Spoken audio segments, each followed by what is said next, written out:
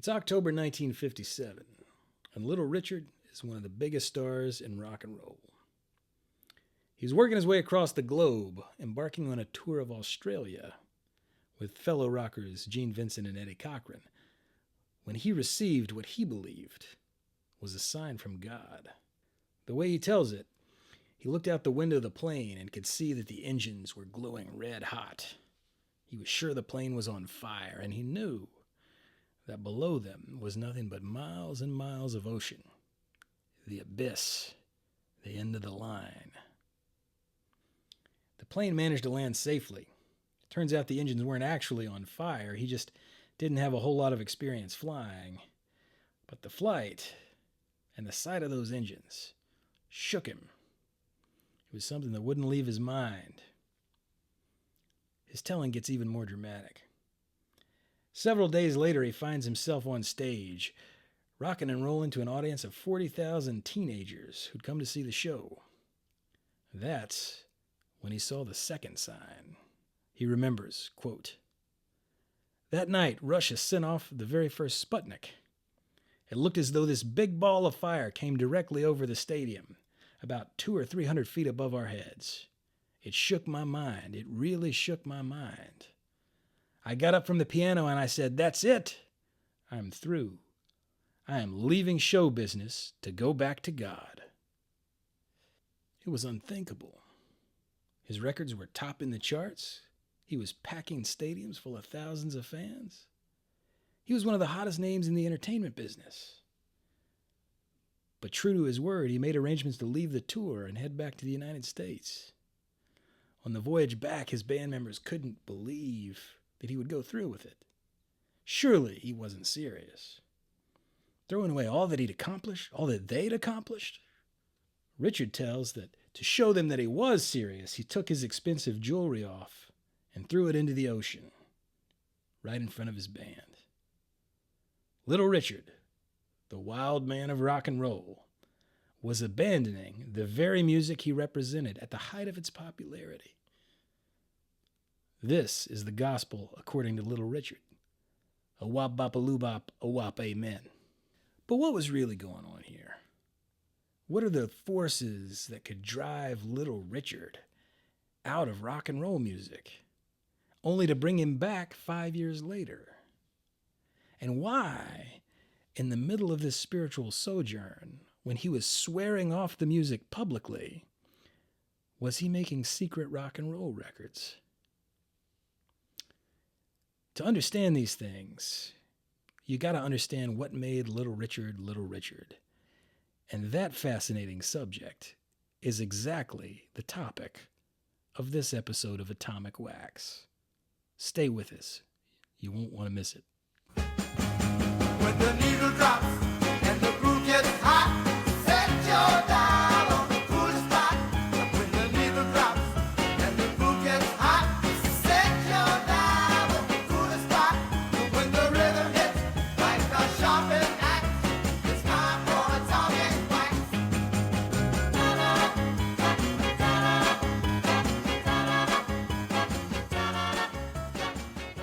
To understand what caused Little Richard to want to abandon rock and roll that night in Australia, we've got to first understand the forces that led him to the music in the first place. Richard grew up in Macon, Georgia in the 1940s, the deeply segregated South. Not an ideal time and place for any black kid to grow up, much less one that was also flamboyantly gay, and even less so one that was inherently chaotic. In his autobiography, his mother, Leva Mae Penniman, remembers, "Richard was the most trouble of any of them. He was very mischievous, always getting up to tricks. He got a lot of whippings. He didn't get whipped for everything he did, mind, or he wouldn't be here now, 'cause he did something nearly all the time."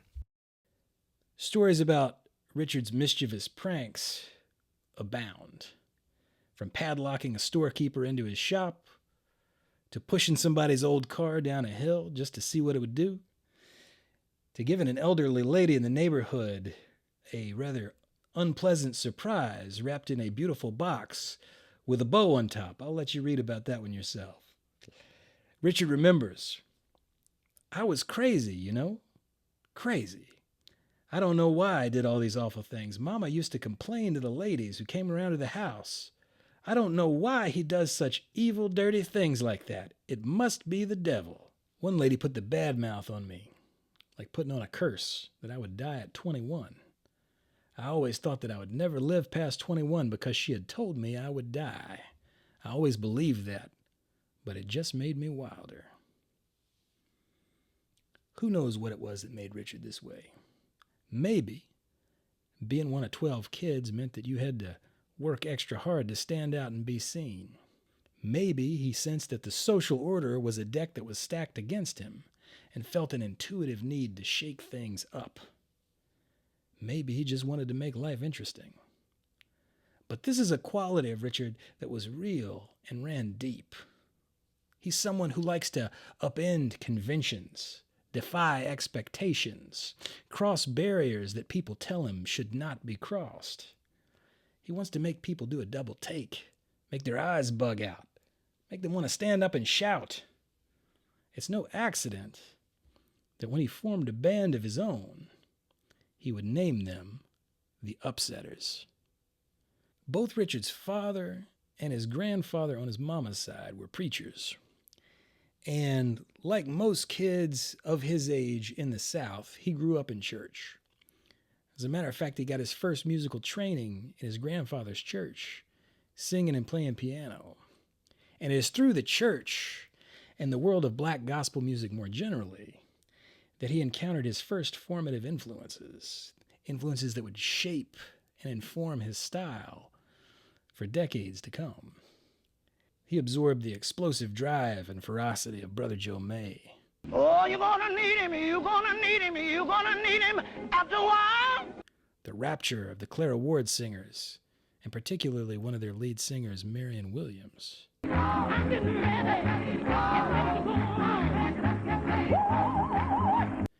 And the spirited effervescence of Sister Rosetta Tharpe. All in my room, music everywhere. But in many ways, the church was never a comfortable home for Richard. There were things about him, things he couldn't help, that seemed wrong to people in the church. He was too much, too loud, too wild, too effeminate. His own father would tell Richard that he wanted to have all boys and that Richard was messing things up. But Richard was who he was, and he did what he wanted to do because that was his way. Still, even later in life, one gets the sense that he internalized a lot of the homophobia that was directed his way. In his autobiography, he claims that he was born deformed, with one leg shorter than the other. And a lot of subsequent biographers have passed along that tidbit as fact, when it seems to me a rather transparent excuse for the way that he walked. A way that a lot of folks around Macon made fun of. He also claimed that he was born with one eye bigger than the other, and I've looked at a lot of photos of Richard, and that has never struck me as being the case. Anyway, by the time he was 14, after many whoopings that might more accurately be described as beatings, Richard's father decided he'd had enough, and he kicked Richard out of the house for being gay. So, Richard has to fend for himself in order to survive. He sings for town prophets like Dr. Nobilio and snake oil salesmen like Dr. Hudson. And eventually, he finds a community that accepts him for who he is in the world of black vaudeville. This was a group of entertainers, many of whom were also gay, who did traveling shows that toured the South.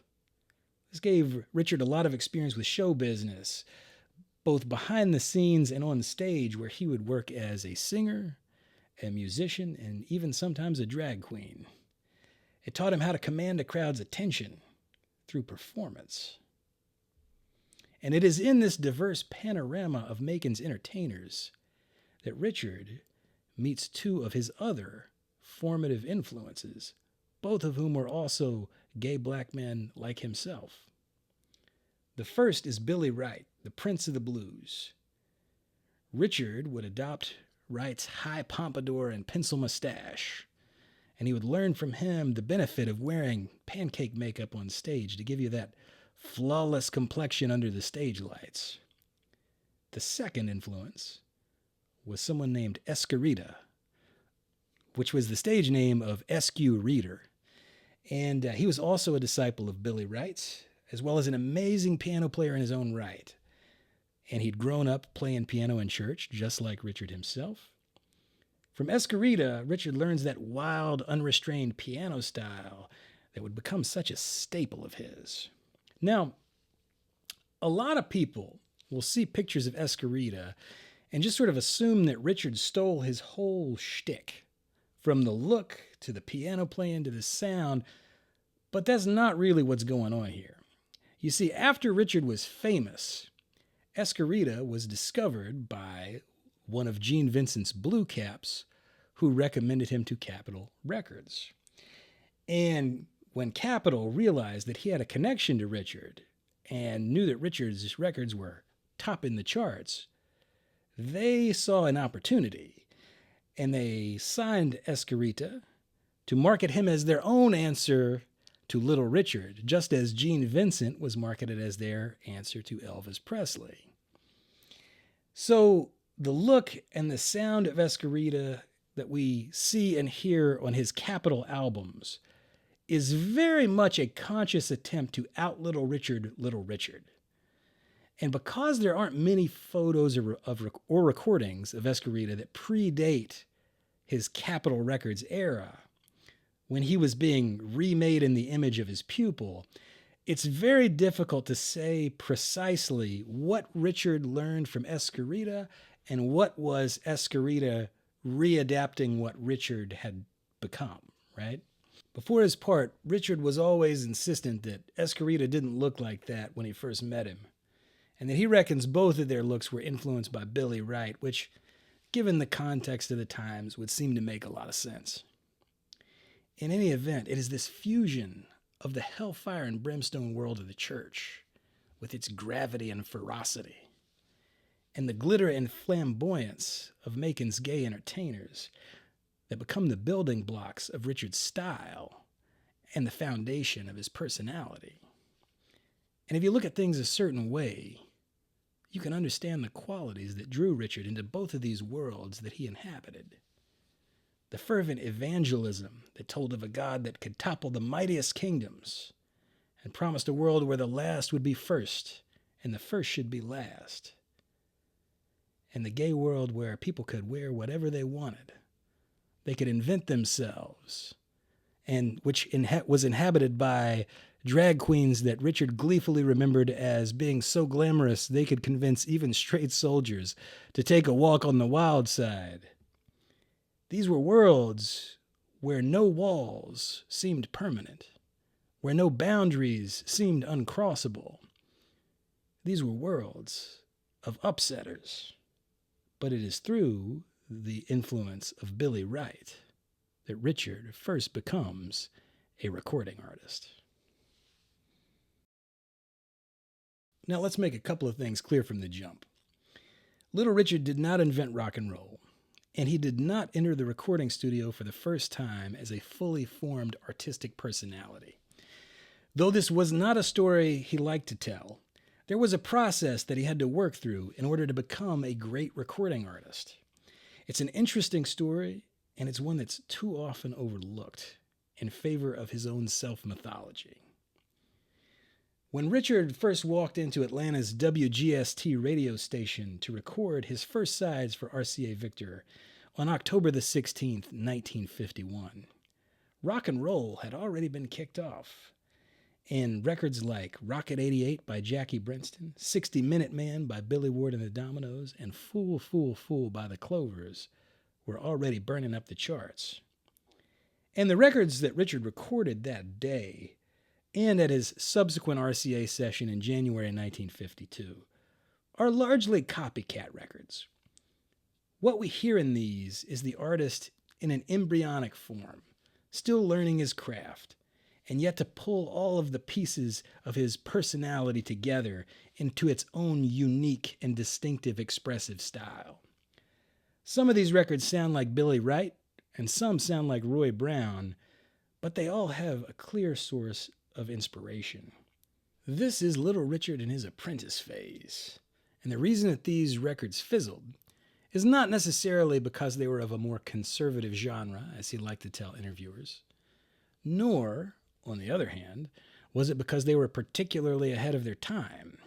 It was because, for the most part, the record-buying audience had already heard records that sounded like these. So not much came of this first attempt to get on the record. But that didn't deter him. He went back to the drawing board. He puts together a group called the Tempo Toppers, and they record a few sides for Don Robey's Peacock label in Houston, Texas. Now, these records are much better than the first batch, but they're still not quite all the way to Little Richard. These have Richard as a single voice in a vocal group. They're not bad songs, but they sound kind of like the Clovers or Billy Ward and the Dominoes. Like the first group, these records don't leave any mark on the public. And worse still, Richard and label owner Don Robey get along like oil and water. Richard remembered, Don Robey was a disciplinary person, almost like a dictator. He was a black guy that looked like a white guy, and he was very stern. He wore great big diamonds on his hand, and he was always chewing this big cigar, cussing at me around the end of it. I never knew how he smoked it, because he was chewing it all the time. He was so possessive. He would control the very breath that you breathed. I resented him for being so mean. He didn't want to give me any freedom. I refused to let him control me. If I can't have freedom, I can't be happy. Contracts don't mean nothing to me if I can't be relaxed. A contract is only your word. Paper don't mean nothing to me. Soon he'd find himself back in Macon, trying again. Despite having all of the elements that would eventually become his style, they're scattered and fragmentary. He hasn't found a collaborator to help him pull them together into a unified whole. But the drive to succeed, the drive is there. So he puts together another band, this one with the apt name, the Upsetters. And while he's in Macon, he sees Lloyd Price play at the auditorium. Lloyd, who had a huge hit called Lottie Miss Claudie. Lloyd, who drove a big black and gold Cadillac. Lloyd, who wore fancy suits and had girls screaming at him while he performed. He had what Richard wanted. So Richard asked him how he got signed to his record label. Lloyd told him to send a tape to Specialty Records and address it to a guy named Art Roop. So Richard makes the tape, proclaiming to whoever would listen on the other side that his band was called the Upsetters and that they, quote, sustain the name of the Upsetters. And he sends the tape off in the mail. And he waits. And he waits. And then he starts calling Specialty Records to see if they've gotten the tape yet.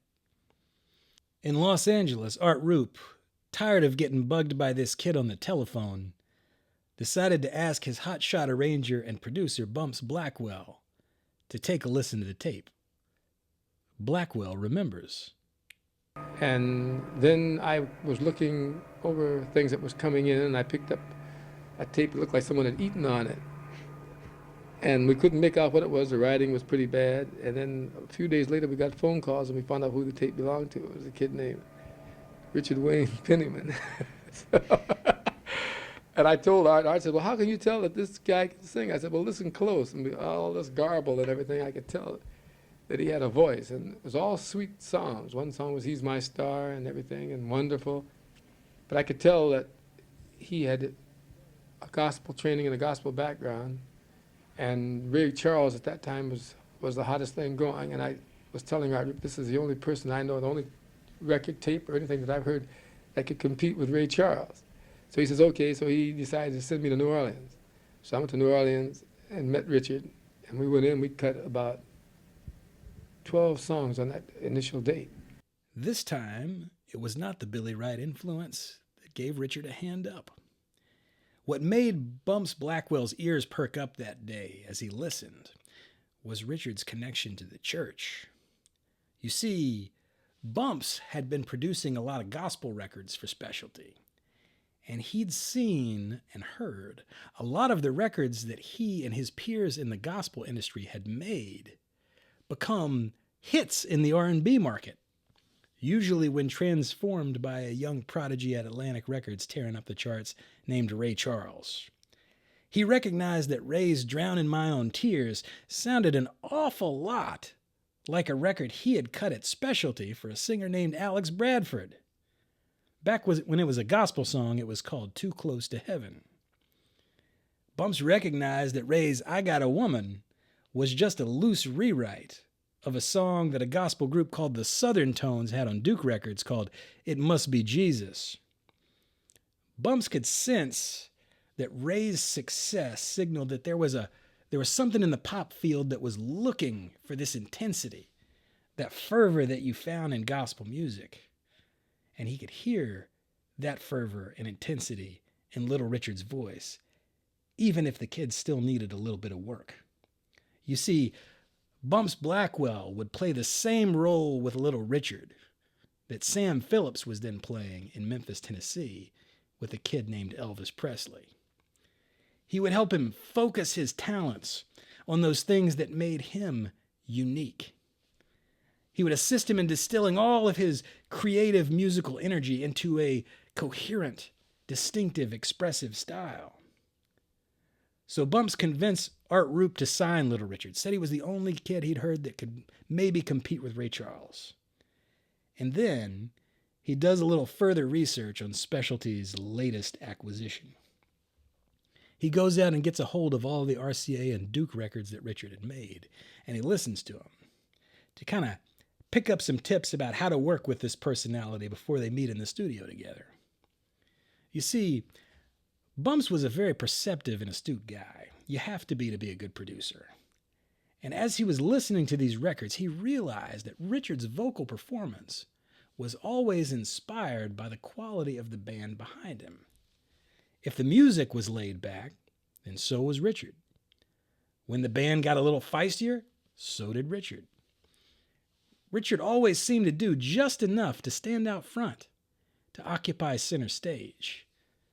But Bumps wanted to make him work for it. He wanted to pair Richard with a band that could blow the doors off the place and really test his limits. And he knew exactly the band that could do that. A group that Specialty had been working with at a little studio in New Orleans, Louisiana, at a place called J&M Studio. You see, J&M Studio was New Orleans' preeminent rhythm and blues factory that was turning out charting records by Fats Domino and Dave Bartholomew, Smiley Lewis, Roy Brown, and Guitar Slim. Run by engineer Cosimo Matassa, this was the studio that was innovating a new, propulsive sound called the Big Beat that was becoming more widely known as rock and roll. Bumps Blackwell recalls his first meeting with Little Richard like this. When I got to New Orleans, Cosimo Matassa, the studio owner, called and said, "Hey man, this boy's down here waiting for you." When I walked in, there's this cat in his loud shirt with hair waved 6 inches up above his head. He was talking wild, thinking up stuff just to be different, you know. I could tell he was a mega personality. So we go to the studio on Rampart and Dumaine, and I had the studio band in. Lee Allen on tenor sax, Alvin Red Tyler on baritone sax, Earl Palmer on drums, Edgar Blanchard and Justin Adams on guitar, Huey Piano Smith and James Booker on piano, Frank Fields, bass, all of them the best in New Orleans. They were Fats Domino's session men. I had heard that Richard's stage act was really wild, but in the studio that day, he was very inhibited. Possibly his ego was pushing him to show his spiritual feeling or something, but it certainly wasn't coming together like I had expected and hoped. So they take 5 and walk down the street to have lunch at the Dewdrop Inn.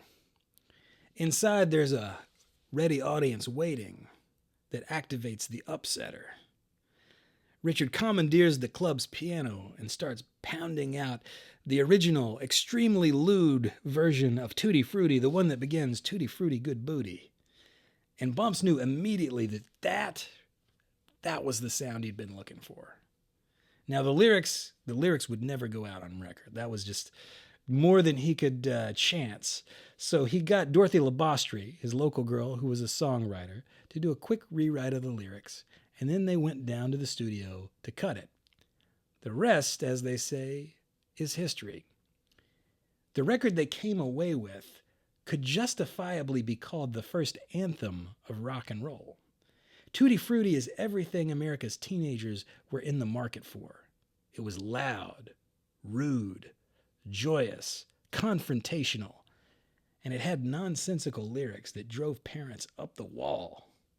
It is rock and roll in its most uninhibited and combustible. It was, in short, a middle finger to conformity.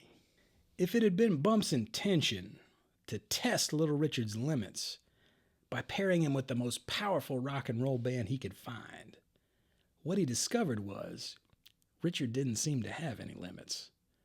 The harder the band played, the harder he could go. And once again, Bump's ear for what made a hit record proved true. Tutti Frutti sold 200,000 copies in its first week alone, and would go on to spend 22 weeks on the Billboard charts. Little Richard was on his way to stardom. So for the next record, Long Tall Sally, Richard and Bumps doubled down on what had worked about Tutti Frutti. And this is where Richard really comes into his own. He's managed to encompass all of the vast, seemingly contradictory elements of his personality into a unified expressive style, one that fuses the gospel drive and conviction that he'd learned in the church with the fearlessness and feminine flamboyance that had come from the world of Macon's gay entertainers. And binding it all together is that joyful chaos, the spirit of the upsetter. And Bumps is right there as a producer, helping Richard find songwriting collaborators that craft songs tailored to those very qualities that make Richard who he was, with relentless focus. When he sings about having some fun tonight in Long Tall Sally, he's talking about turning Aunt Mary and Uncle John's world upside down by telling what he knows, then standing back to watch the fallout, playing the role of the upsetter. And that spirit is very much alive in the records that follow. Rip It Up. I mean, the title says it all, right? Ready, teddy, teddy to rock and roll. Keep a knocking, but you can't come in. And of course, let's not forget about Good Golly Miss Molly, who can't hear her mama call. He was no longer just an upsetter. He was America's upsetter-in-chief. Filmmaker John Waters described what it was like to hear Little Richard for the first time from his home in Baltimore. He said, "It was as if a Martian had landed. My parents looked stunned. In one magical moment, every fear of my white family had been laid bare. An uninvited, screaming, flamboyant black man was in the living room." Listening from Minnesota, Bob Dylan would later put it this way: Little Richard was speaking in tongues across the airwaves long before anyone knew what was happening. He took speaking in tongues right out of the sweaty canvas tent and put it on the mainstream radio, even screamed like a holy preacher, which is what he was. Different people could identify with different parts of what they were hearing in Little Richard. Now, most histories of rock and roll talk about the music in disruptive terms, that it crossed racial divides, tore down barriers, gave voice to teenage rebellion, upended the status quo. And the music did represent all of those things. Little Richard was all of those things. They weren't just in his musical style, they were in the fiber of his DNA. And because the songs that Bumps and Richard developed were so specifically tailored to the unique aspects of Richard's personality, that meant that when they were covered by other artists, even great artists, they didn't quite hit the same way. But while he'd found success artistically at specialty, he'd also gotten himself into a bad contract that gave him just 1/2 cent per record sold as a royalty, which was low even among black entertainers in the R&B field of the day. Richard got to keep the money that he made from live performances, but this underpayment for his records would become justifiably a festering dissatisfaction with specialty records that would continue to gnaw at him. For the time being, he soldiered on, playing concerts, making records, even making movies. But both the financial dissatisfaction and the grind of the high life took their toll on him. And soon, Richard found himself receptive to the persuasions of evangelists who sought to spark a spiritual regeneration in Richard. One of those evangelists, a former musician named Joe Lutcher, remembers telling Richard this: "You see, you don't belong to yourself. You belong to the people. You're at their disposal. You've got to keep smiling regardless. They'll tear your clothes off as a souvenir, and you get tired of going through that kind of thing. You want to be free, totally free." And that brings us back to all the signs that Richard was seeing in Australia.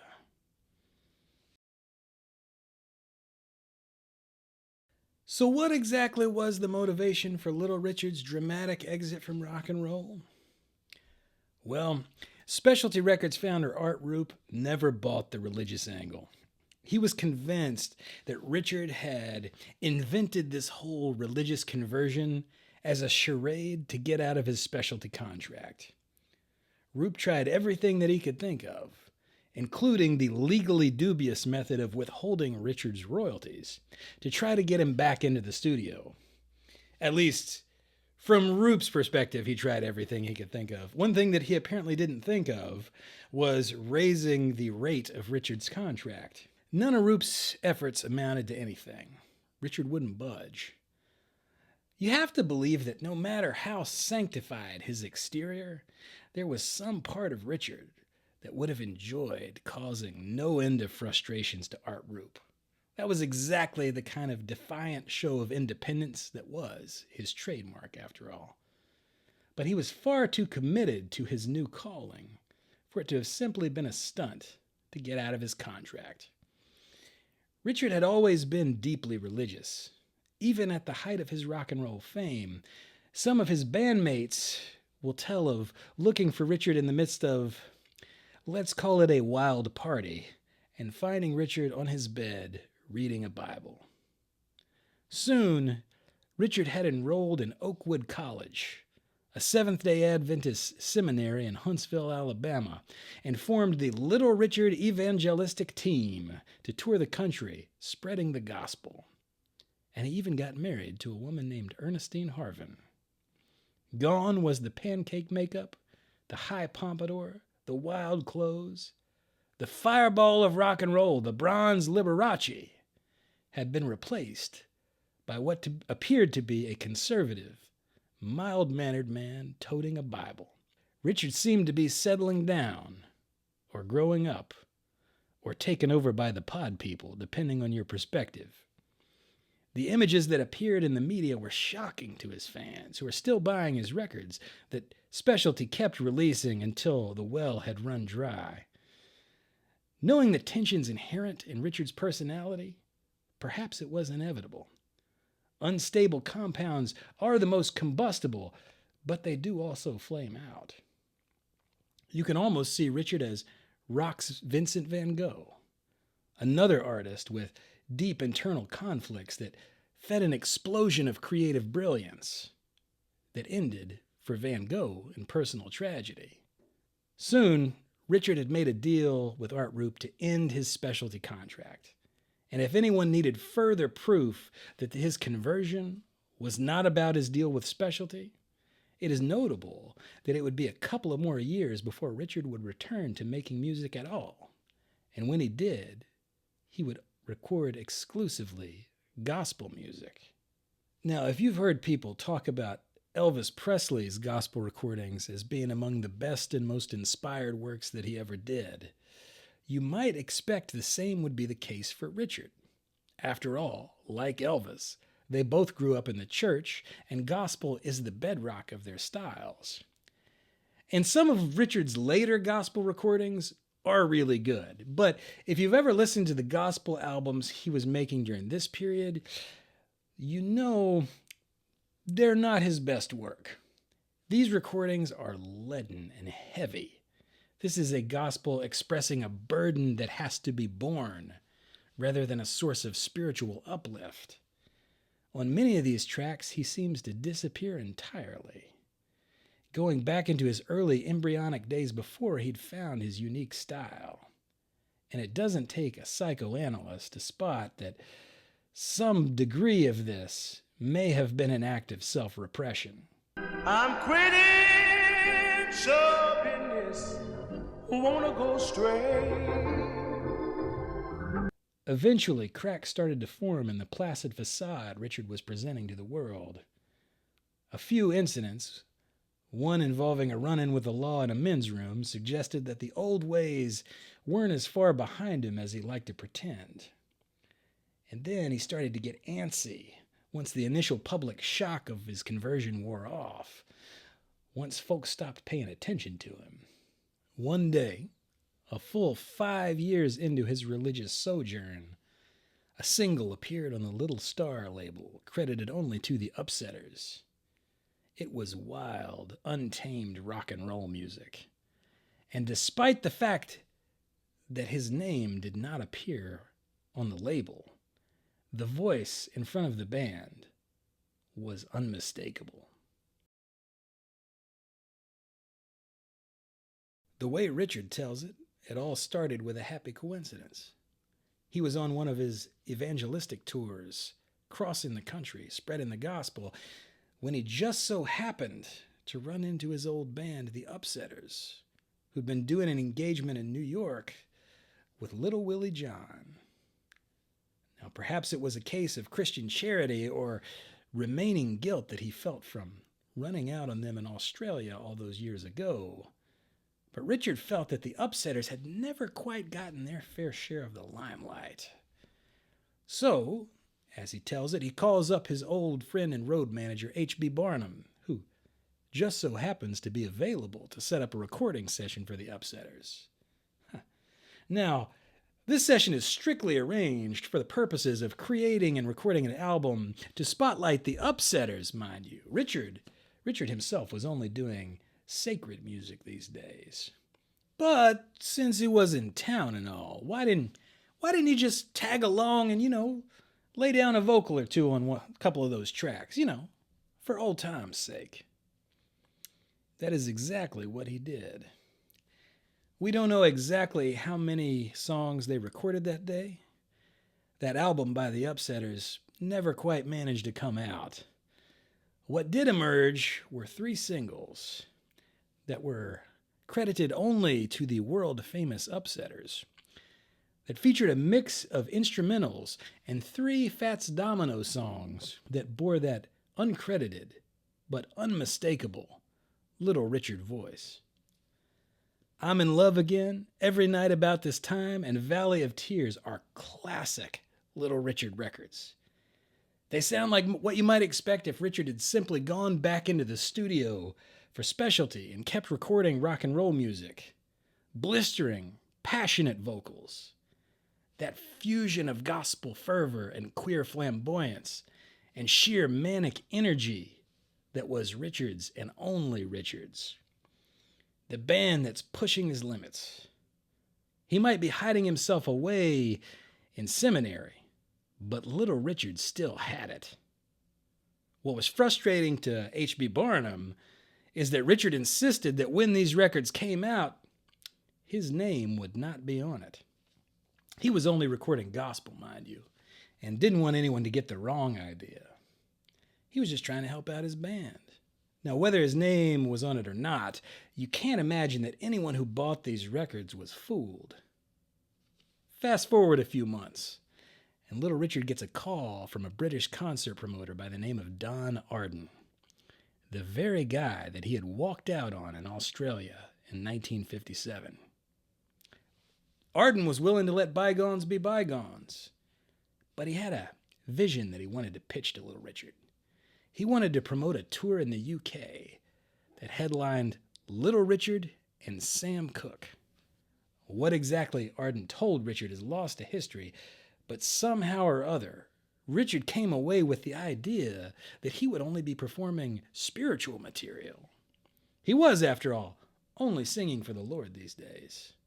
Surely, Arden didn't get the wrong idea from that Upsetters record, did he? He was just helping out some old friends. Whatever he said, Arden made Richard an offer that he couldn't refuse. And he even got Sam Cooke to agree to open for Little Richard, which was no small feat at the time because it had been years since Richard had a hit record, and Sam was tearing up the charts with hit after hit. Arden buys ads in the press that announce this will be a rock and roll show, and you're going to hear all the old hits from Little Richard. Long Tall Sally, Tutti Frutti, Good Golly, Get Miss Molly, all of them. Now, due to some weather delays, Sam Cooke missed the first date of the tour, and to the surprise and outright dismay of a lot of the fans that showed up that night in Doncaster, England, to see Little Richard perform, what they got was an evening of hymns. Richard the Evangelist rather than Richard the Fireball. Now, despite whatever he may or may not have promised Richard in order to get him to agree to the tour, as you might imagine, Don Arden was apoplectic. If word got out that Richard wasn't doing his rock and roll hits, it could sink the entire tour. He'd have booking cancellations and fans wanting their money back. He didn't know what to do. Well, the second night, Sam Cooke and his entourage get in, and Arden seeks out Sam's manager, J.W. Alexander, who he knew had worked with Richard at Specialty Records, asking him what to do. Alexander remembers, quote, "When we got there, Don Arden was like having a fit. Richard had gone on the first show and done the religious thing, and Arden wanted to know if we would talk to Richard and try to persuade him to do his rock and roll. You know, if we would talk to him. I said, look, if I know this guy right, he's a competitor. Don't need anyone else to say anything to him. Sam will just go out there and kill that audience, and Richard will come out and he'll take care of himself." JW's advice was sage. To bring out Richard the showman, all you had to do was threaten his occupancy of center stage. He wanted to be the one that got the crowd worked up and on their feet. He wanted to be the one making them scream. It's what he lived for. It's what he'd been missing for so long when he was cooped up in seminary. As promised, Sam came out and tore up that audience with his charting hits. And Richard was forced to respond. The marker had been laid down. Charles White records what happens next. Quote, "Richard talked with the band and prepared his presentation.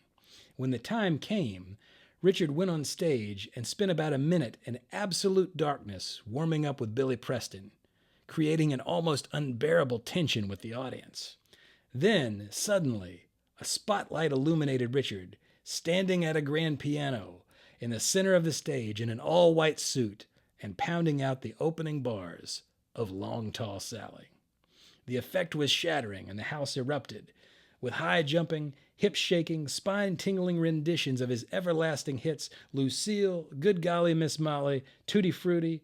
Put over with incredible verve, Richard kept his entire audience spellbound. The upsetter had returned. But then again, did he ever really go away? So why did Little Richard leave rock and roll that night in Australia? Was it over the specialty contract? Or was it a moment of sincere religious epiphany, sent to him by God in the signs of the burning plane engine and the fireball in the sky?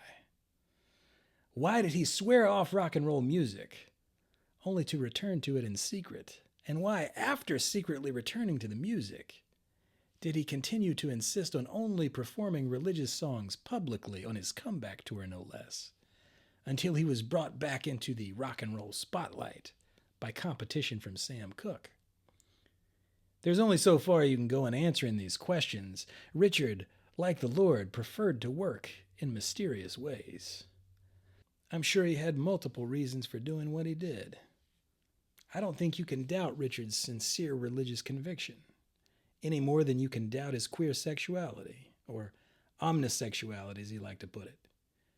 Viewed one way, you can see Richard as a man at war with his essential nature, trying to live up to the standards of a father he could never please.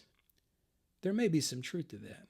In the I Am Everything documentary, Mick Jagger opines that he's almost like a guy with a split personality. But I see it a different way. When I watch clips of Richard on different talk shows, I recognize the same personality, whether he's resplendent in his regal regalia with his high pompadour and makeup on the Dick Cavett show, or when he's got cropped hair and a clean face and a conservative suit, saying that he's done with all that show business stuff on David Letterman. You see the same mischievous glint in his eye, that same desire to push the envelope and test the boundaries of people's comfort, the same impish delight in chaos. Perhaps Richard had started rebelling against conformity, but then developed a new audience who was too much on the same page as he was, who was too hard to shock, too hard to upset. So then he had to rebel against rebellion itself, just to see the look on everyone's face. The rock and roll audience was so used to Richard upsetting these norms, authorities, and conventions that he was rebelling against, that they were rebelling against, that they never expected that the upsetter's mischievous eye would be turned on them.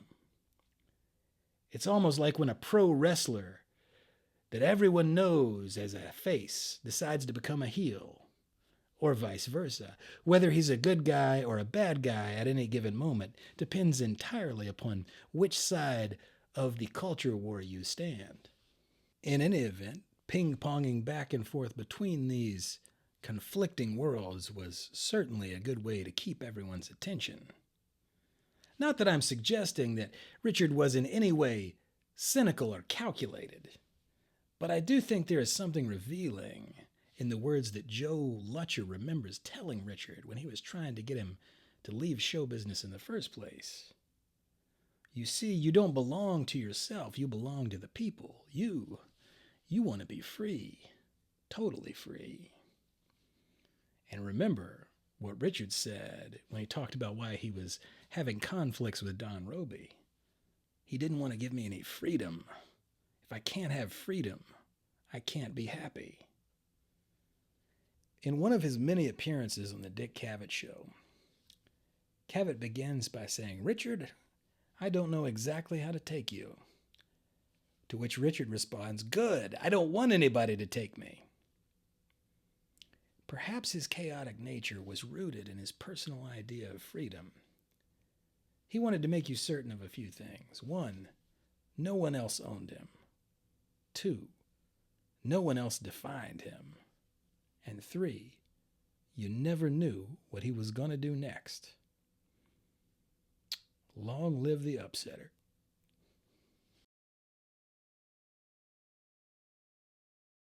I'd like to thank everybody for sticking around while I ruminated about Little Richard. I hope you enjoyed it. I certainly enjoyed making it. Little Richard has always been one of my favorite artists ever since I was a kid. And I find his records as powerful today as they ever have been, and just couldn't wait to get a chance to talk a little bit about him on the channel here. Now, before I go, I do want to put in a plug for Charles White's excellent The Life and Times of Little Richard, the authorized biography, also known as the Quasar of Rock and Roll. This is also referred to sometimes as Little Richard's autobiography. He gave extensive interviews to Charles White for this book, and not only is this far and away the best book out there about Little Richard, really the best anything out there about Little Richard, it is also one of the all-time great rock biographies. So if you don't have a copy of it, you should go pick it up. It's wild. It is unfiltered. It is 100% pure Little Richard, and you won't forget it. If you like this, please like, subscribe, share, and all that stuff. And if you'd like to support the channel further, go over to Ko-fi. It's ko-fi.com and find the show, the Atomic Wax Podcast. I'll leave a link in the description.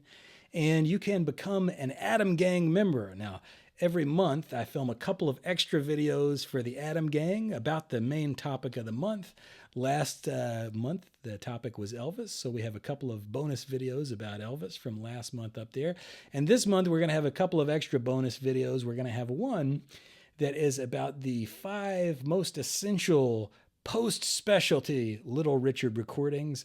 And we're going to have a second that is about the influence Little Richard had on Elvis Presley. So if you would like to support the show and get a little extra content, you can go over to coffee.com, and for the low price of $3.99 a month, you can have access to all of our bonus videos and our exclusive Discord for our subscribers, which, if you've got questions for me, anything like that, very easy way to chat with me as well. Of course, you can always send me an email too.